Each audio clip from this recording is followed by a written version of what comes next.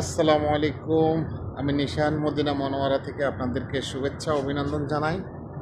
যারা আসলে না ভোট দেন তারা আসলে অমূর্খ। কেন এই কথাটা বলছি?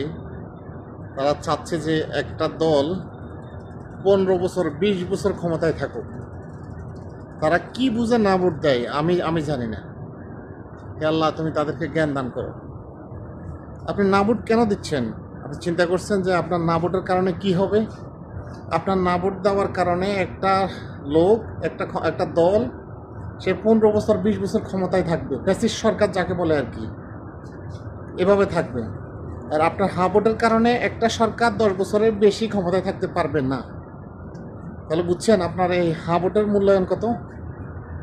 এই জন্য যারা না ভোট দেন তারা একটু চিন্তা ভাবনা করে দিবেন। হা ভোট দিবেন না ভোট দিবেন, এটা আপনার ইচ্ছা। ভিডিওটা ভালো লাগলে শেয়ার করবেন। আল্লাহ হাফেজ।